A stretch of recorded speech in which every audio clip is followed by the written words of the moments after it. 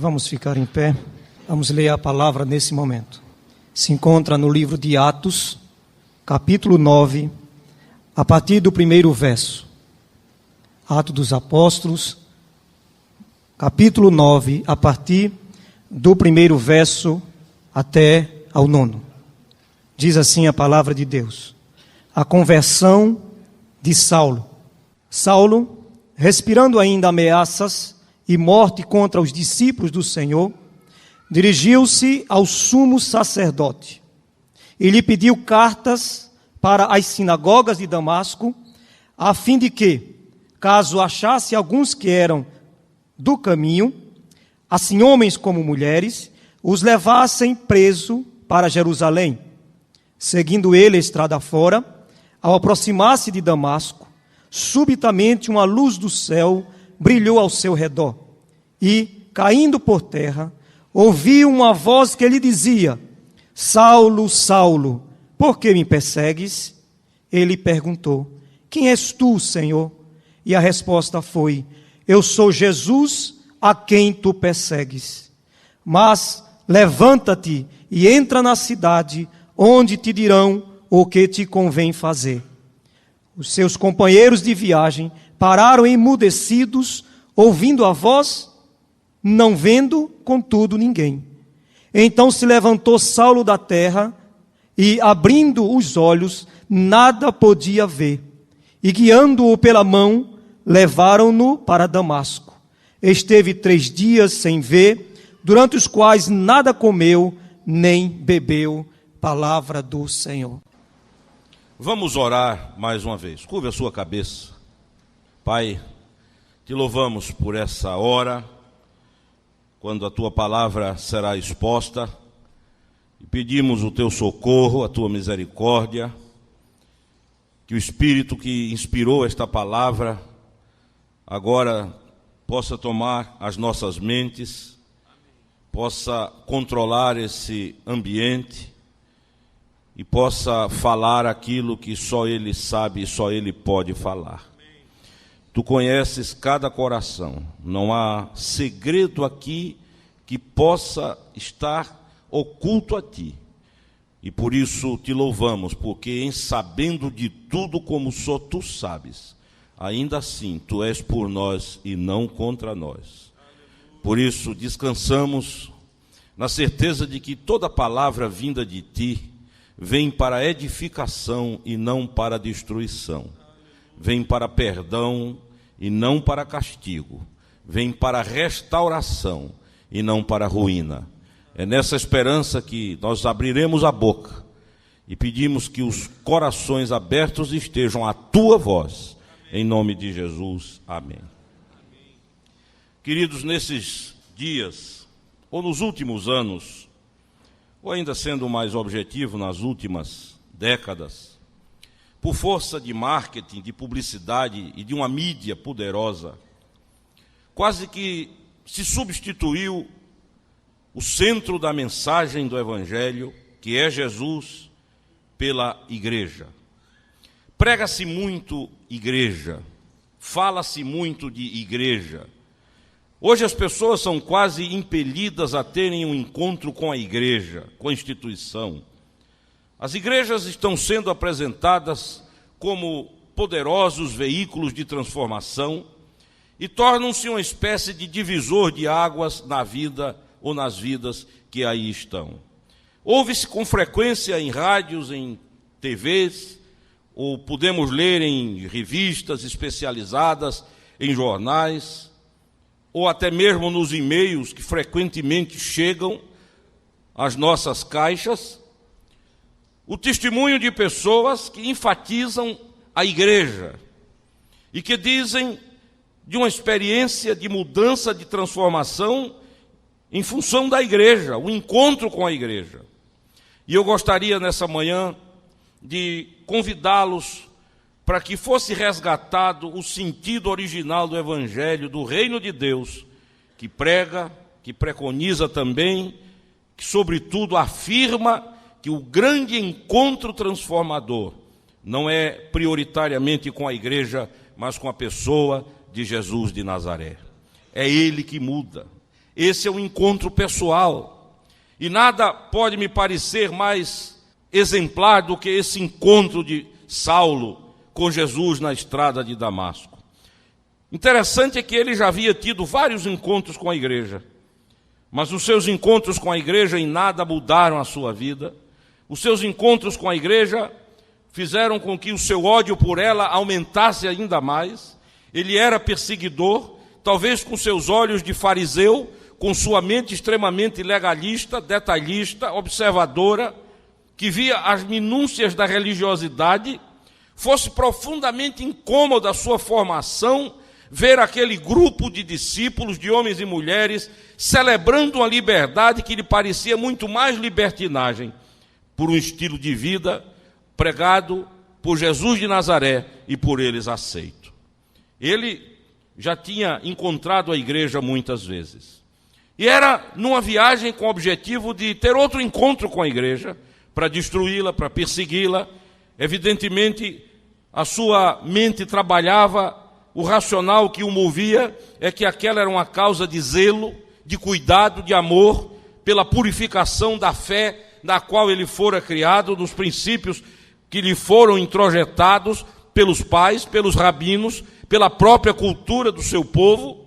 Ele marcha, ele caminha, ele vai para Damasco com autorização para perseguir, para destruir, para tirar a vida, enfim, para fazer aquilo que achasse necessário, desde que funcionasse como um purificador da fé, como um defensor da fé, como alguém que estava ali para patrocinar a defesa da pureza da palavra que lhe fora um dia ensinada desde a família até as sinagogas. E é nessa viagem que ele tem esse encontro. É nesta viagem, com esta motivação, que ele é surpreendido, usando o linguajar do grande escritor C.S. Lewis, pela alegria. Ele é surpreendido pela graça, ele é atropelado pela misericórdia de Deus. E esta conversão, para mim, é modelar, é exemplar. Ela torna-se assim como um padrão para ser a referência de todas as genuínas e verdadeiras conversões. Quem realmente se converte há de passar pelas experiências que Saulo passou na estrada de Damasco. É possível até que você olhe para mim e diga: pastor, então eu preciso cair de um cavalo? Não. Eu preciso ir com o rosto no chão? Não é isso. Mas há componentes nessa conversão que autenticam as verdadeiras e genuínas conversões. E o que eu peço a Deus nessa manhã é que aqueles que aqui se encontram e que já tiveram seu encontro com a igreja, mas ainda não tiveram esse encontro pessoal com Jesus, o tenham aqui para o louvor do seu nome. Amém. E saiam daqui entendendo que esse encontro, queridos, tem lugar, dia e hora. Esse não é um encontro meio etéreo, meio esotérico, desencarnado. Esse é um encontro que se dá no tempo e no espaço, é aqui e agora. Esse é um encontro que marca, que muda, que vira a vida, que estabelece novos princípios, que enfia espigões definitivos na vida e na história de cada pessoa. E após esse encontro, ninguém jamais será o mesmo. Desse encontro, há duas possibilidades, há duas alternativas. Uma é você sair apaixonado por Jesus para o resto da vida e viver para Ele e morrer para Ele, se necessário for. A outra possibilidade é sair desse encontro para nunca mais encontrá-lo por toda a eternidade e virar as costas para Ele para nunca mais vê-lo na sua vida e na sua história. Mas o que não acontece é indiferença. Jesus nunca despertou indiferença em ninguém. As pessoas ou o amavam até a morte ou o odiavam visceralmente. As pessoas ou o adoravam caindo de joelhos diante dele, ou então o diziam ser Beuzebu e operador de milagres pelo poder de Beuzebu. Era 880, era tudo ou nada. Não havia espaço para a indiferença, a neutralidade. Não havia lugar para esta cor acinzentada ou meio degradê que muitos querem viver na vida com Deus. Ele mesmo disse: quem comigo não ajunta, espalha. Saulo de Tarso vai, e o primeiro grande elemento dessa conversão indivíduo é que ele vê, queridos, é que ele vê uma luz. Diz a palavra de Deus que estava ele a caminho de Damasco, respirando ódio, movido a ódio, querendo destruir, liquidar, arrasar, quando repentinamente, sem que ele buscasse, sem que ele pedisse, aliás, a motivação dele era exatamente no sentido oposto, uma luz brilhou, uma luz veio sobre ele, um flash do céu, veio sobre o seu coração e o desnudou na estrada. E esse é o primeiro grande elemento da conversão genuína. Ninguém tem uma verdadeira conversão se do céu uma luz não brilhar sobre a sua vida. É esta luz que abre os olhos, é esta luz que remove o véu, é esta luz que tira as escamas, é esta luz que faz o óbvio ser visto, ainda que até aquela data ele não tenha sido percebido. É esta luz que ilumina a alma, os baús, os porões do coração. É esta luz que faz com que o tapete da vida seja levantado e toda a sujeira dali seja varrida e exposta à luz do céu, diante da qual ninguém pode ocultar-se. E a ele, quando repentinamente uma luz brilhou, você percebe que lá em Gênesis 1, e há um paralelo muito interessante entre a conversão de Saulo e a criação do mundo, até porque a conversão é uma nova criação. E diz a Bíblia que no princípio criou Deus os céus e a terra, e diz o texto original que a terra veio a ser, tornou-se sem forma e vazia. É alguma coisa que eu preciso entender com mais clareza, porque se algo não tem forma nem conteúdo, é nada, absolutamente nada. Mas o fato é que o homem sem Deus é nada, a vida sem Deus é nada. E o homem também foi criado e veio a ser o caos, e veio a tornar-se ruína, e veio a cair de forma desgraçada. Assim como a terra veio a se tornar sem forma e vazia, os seres humanos também, e Saulo também. Mas nessa criação de Gênesis 1 há um momento em que Deus diz: haja luz. E é por aí que começa, é aí que tudo inicia, fiat lux, haja luz, surja a luz, apareça a luz. E o termo e o verbo usado na língua original, o verbo bará, significa exatamente isso, apareça, o que nos dá a ideia absoluta de que aquele espírito que pairava sobre a face do abismo já fecundara o local, já estabelecera a existência da vida, e quando a palavra bará, apareça, foi dita, a vida explodiu, e alguém já usou a figura de uma chocadeira. Havia vida latente, morte aparente, e quando a palavra surgiu e disse: haja luz, a luz se fez, a luz apareceu e tudo ficou iluminado. Foi a primeira coisa que Saulo viu, a luz que brilhou sobre a sua vida. É impossível você ter um encontro com Jesus e continuar na escuridão. É impossível você encontrar Jesus na sua vida e caminhar nas trevas. Ele mesmo disse: aquele que anda em trevas não sabe para onde vai, mas aquele que me segue, disse ele, tem a luz da vida. Quem segue o Senhor, quem encontra o Senhor, sabe quem é, sabe de onde veio e sabe para onde vai. Responde talvez as 3 perguntas mais difíceis que a filosofia ergueu em toda a sua história: quem sou eu, de onde vim e para onde vou? Jesus é a resposta. Saulo tem a vida, a alma, e eu fico pensando até onde aquela luz penetrou, até onde aquela luz entrou, que virou este fariseu pelo avesso.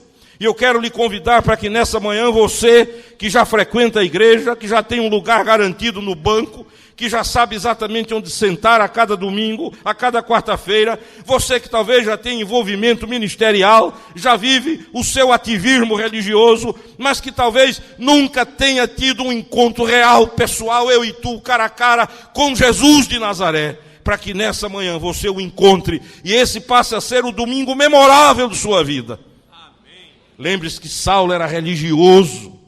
Nenhum de nós aqui conhece religião mais do que esse indivíduo conhecia. Nenhum de nós aqui conhece o Velho Testamento como ele conhecia. Nenhum de nós aqui sabe a respeito do Messias o tanto que Saulo sabia. No entanto, sabendo, conhecendo, não havia ainda encontrado, até o dia em que a luz raiou de cima para baixo, do alto para baixo, do céu para a terra, iluminou-lhe a vida. Deus disse naquela hora, na estrada poeirenta, talvez sob um sol muito quente, a Bíblia assim o narra, daquele dia: haja luz. Haja luz sobre tua vida, haja luz no teu coração, haja luz na tua alma, haja luz na tua mente. Sejam agora iluminados os porões da tua vida, sejam agora abertos, iluminados os baús, os cofres da tua vida, haja luz. E o próprio Saulo, referindo-se a esse encontro lá em Atos 23, ele diz que essa luz era mais intensa do que o sol ao meio-dia. Esta foi a luz que raiou sobre a vida dele. É impossível alguém encontrar Jesus e continuar vivendo em trevas. E viver em trevas é viver em desobediência. É viver na ilusão de que esconde. É viver no auto-engano de que pode transgredir a palavra de Deus e varrer tudo para baixo do tapete sem que ninguém veja. É ter no coração a falsa certeza de que é possível viver essa dicotomia existencial, essa ambiguidade de estar um dia no culto louvando a Deus e no outro na consumação do pecado em suas múltiplas apresentações. Quando a luz brilha, quando a luz raia, a definição existe. E daí para frente, quem experimenta a luz jamais conseguirá andar nas trevas. Amém? O segundo elemento da conversão de Saulo, que precisa acontecer na sua vida, e se ainda não aconteceu, eu espero que aconteça hoje, é exatamente aquele em que ele cai e vai ao chão. Eu não estou querendo que você caia e nem estou pedindo que você ponha o rosto no chão, não é isso. Mas esse elemento é fundamental, porque ali estava um fariseu orgulhoso, soberbo, e havia razões para isso. Um indivíduo com mais ou menos 30 anos de idade, membro do Sinédrio, um dos luminares de sua época. O pastor Enéas Tonini refere-se a Saulo e diz assim que diante dele os pensadores da época eram fichinha, não eram coisa nenhuma. Saulo era uma referência, havia se formado em pelo menos 4 grandes universidades do seu tempo, aprendera e pós-graduara-se aos pés de Gamaliel, que era o suprassumo da sabedoria nos seus dias. Era um moço inteligentíssimo, que era capaz de discorrer com precisão sobre a história do seu povo, sobre todos os postulados religiosos do seu dia, que ninguém tivesse o atrevimento de questionar Saulo sobre doutrina, sobre teologia, sobre tudo que se passara com sua nação, porque ele podia falar horas e horas. Contudo, quando ele tem esse encontro com o Nazareno, a Bíblia diz que ele vai ao chão. E o pastor José Rego do Nascimento, há cerca de 40 anos atrás, num sermão memorável, disse que foi só quando a barba do fariseu tocou o pó que os seus olhos se abriram para a verdade do Evangelho. Muitas vezes Deus precisa demolir a vida de alguém para reconstruir.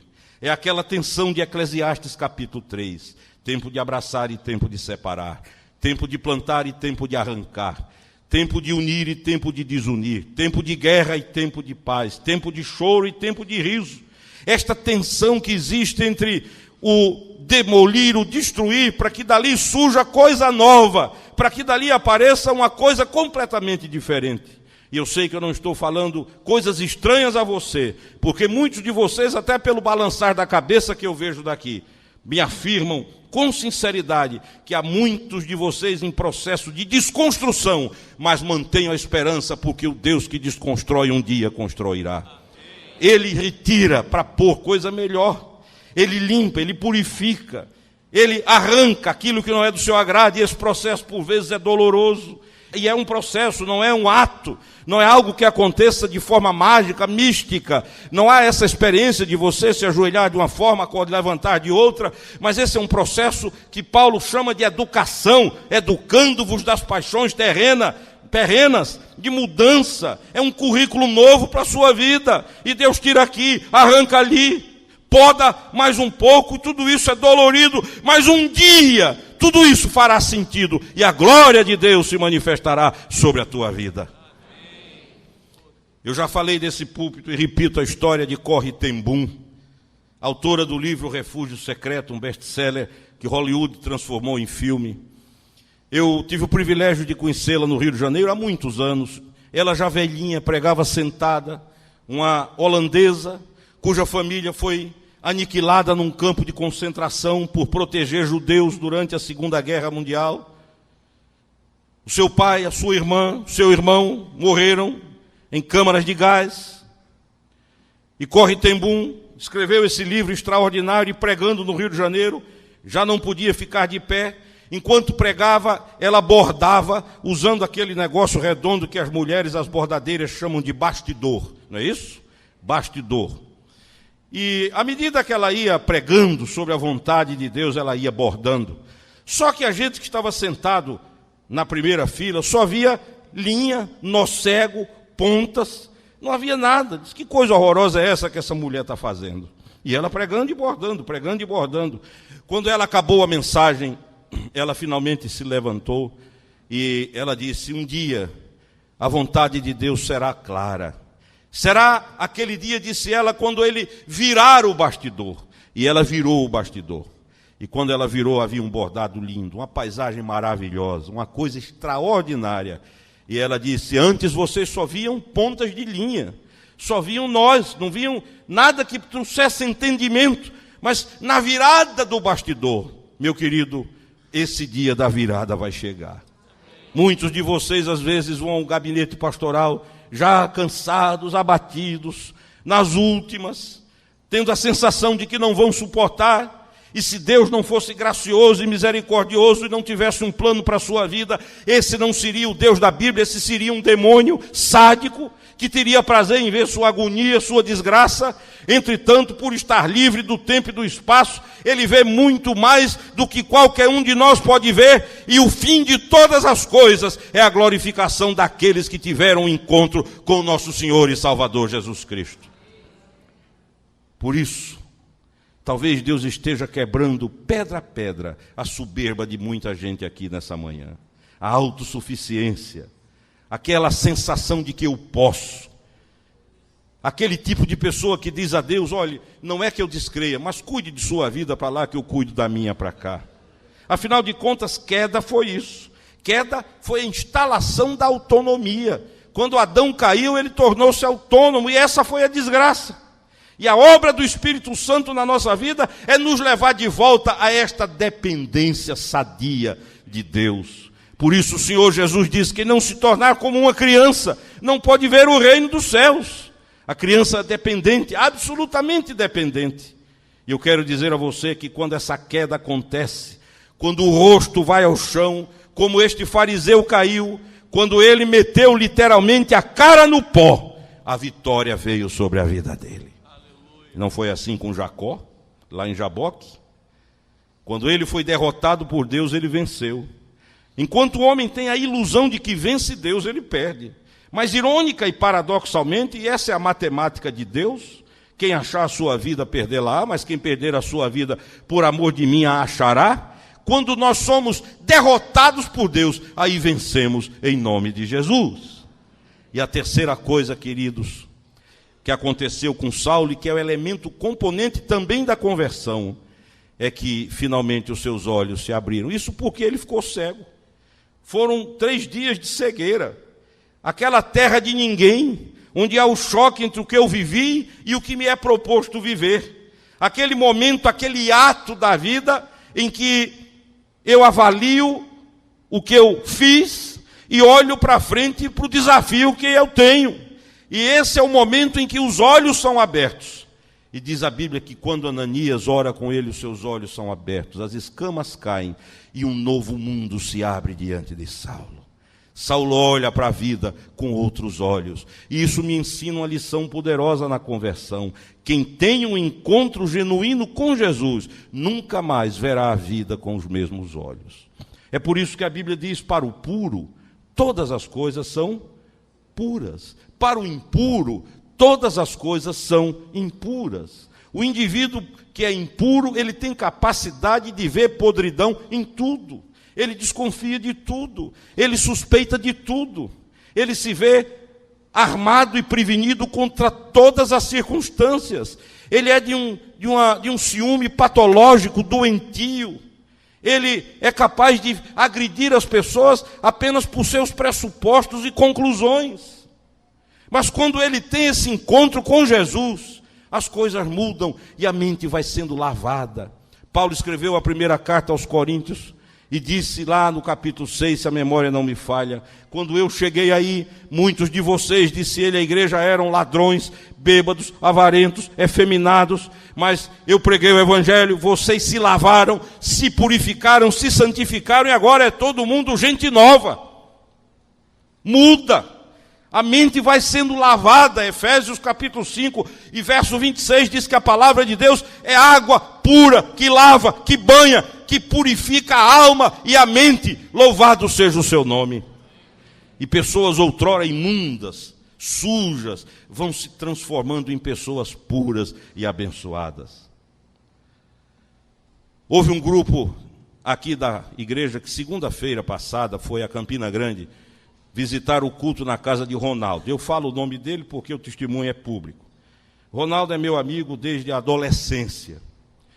E eu brincava muito com o Ronaldo, e eu dizia, olha Ronaldo, para você ser ruim, tem que melhorar muito.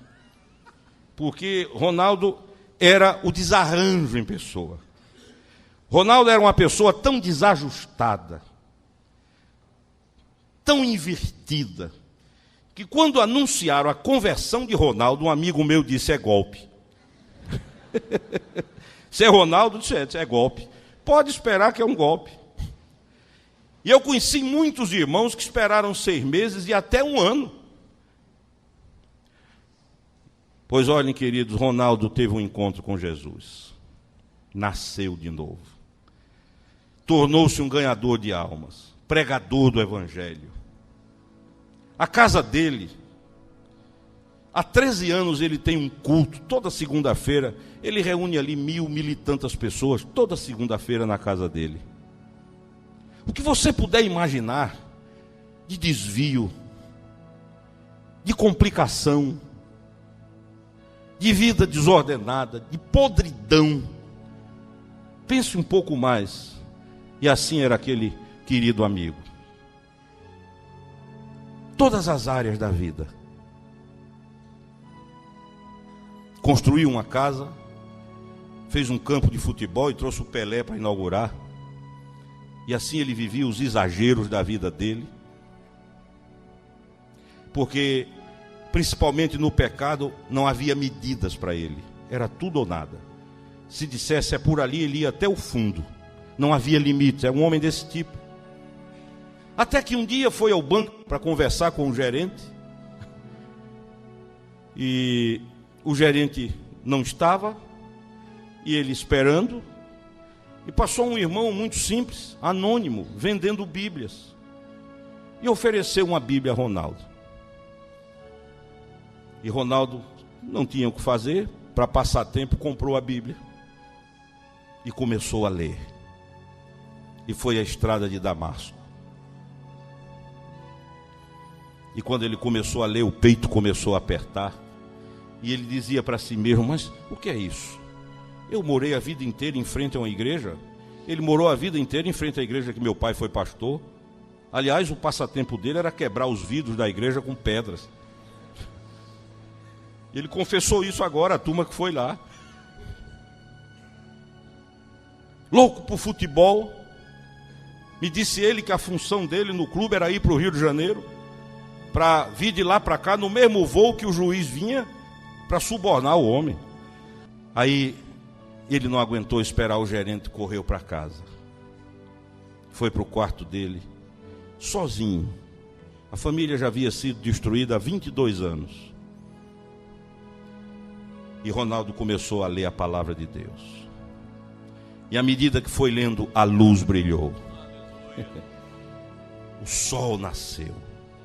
O sol nascente das alturas. E ele caiu em pranto convulsivo, porque à medida que o sol iluminava o coração, o porão da alma, a podridão aparecia.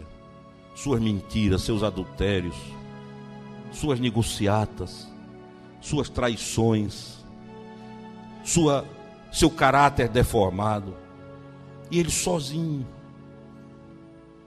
Chegou uma hora que não aguentou mais, Ronaldo jogou-se no chão, aos prantos, pedindo perdão a Deus, suplicando o perdão de Deus. E as horas passaram e ele nem viu. Quando ele levantou dali, foi como Saulo, com os olhos abertos para uma nova vida. E se você quer conhecer um cristão desse que pega fogo onde chega, conheça Ronaldo Correia. 22 anos depois, queridos, 22 anos não são 22 dias. Deus restaurou a família de Ronaldo. A esposa que ele havia mandado embora, comprou um apartamento para ela aqui em Boa Viagem, à beira-mar, botou lá e disse: viva a sua vida, que eu vou viver a minha. Quando ele conheceu Jesus, ele pegou o carro e veio até aqui à praia. Apertou a campainha e eles se entreolharam. E Ronaldo disse: eu vim lhe buscar, porque Jesus mudou minha vida. E a história é longa. A história é comprida. Mas o grande encontro dele não foi com igreja. Foi num banco, um lugar menos parecido com igreja. Aliás, hoje anda até meio parecido com alguns por aí. Mas foi lá. Um anônimo entrega uma Bíblia, a luz raia, ele cai e os olhos se abrem. Este é o processo de conversão. Quem sabe você nessa manhã pode me dizer: pastor, eu ainda não tive esse encontro. Você não precisa cair de um cavalo, ver uma luz objetiva, mas todo esse processo tem que haver ou existir na sua alma, em nome de Jesus. E se você encontrar Ronaldo Correia, ele vai dizer o dia, a hora, o lugar, as horas e o minuto desse encontro, porque até a morte ele jamais esquecerá o encontro que teve com Jesus de Nazaré. Curve a sua cabeça.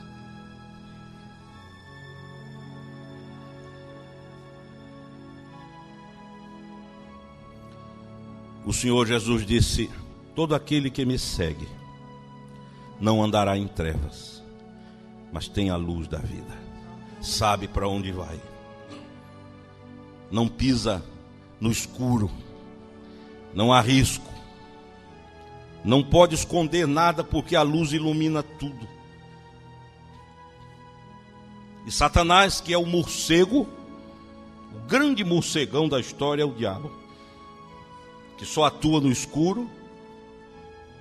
Todas as propostas dele, até para os prazeres, terminam com a solução de esconder, de ocultar. Será banido da sua vida. Porque hoje Deus quer dizer a você: haja luz. E depois que a luz aconteceu, Deus ordenou a criação. Haja separação, haja isso, haja aquilo. Veio a ordem. Primeiro a luz, depois a ordem. Assim foi com Saulo de Tarso. Cai como Saulo, levanta-se como Paulo. Eu gostaria de orar nessa manhã por todos aqueles que, mesmo sendo frequentadores da igreja, até atuantes em ministérios, podem, num rasgo de honestidade e sinceridade, dizer: pastor, é verdade, eu sei tudo, conheço doutrina, conheço a Bíblia, conheço os cânticos, eu até trabalho, mas eu não tenho na minha vida este marco, eu ainda não tive esse encontro com hora, com dia e com lugar, mas eu quero hoje, aqui, agora. Eu quero que esta manhã seja a minha estrada de Damasco. Eu quero ter essa história para contar. Se você assim deseja e precisa, fique de pé onde você está. Eu quero orar com você agora em nome de Jesus. Amém.